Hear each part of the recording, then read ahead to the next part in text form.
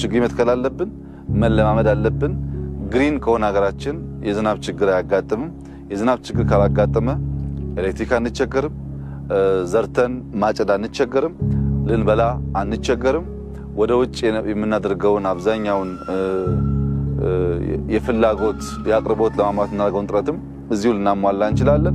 በብዙ መልኩ ደጋፊ ስለሆነ የኢትዮጵያ ሕዝብ እንደ ባህል ቢለማመደው ጥሩ ነው። ችግኝ መትከል ደስ ይላል፣ አፈር መንካት ደስ ይላል። ለልጆቻችንም እንደዚህ አይነት መልካም ነገር ማስተማር አስፈላጊ ስለሆነ እንደ ልማድ ቢያዝ ጥሩ ነው። ከጥቂት ዓመታት በኋላ ለኢትዮጵያውያን ባህል ይሆናል የሚል እምነት አለን።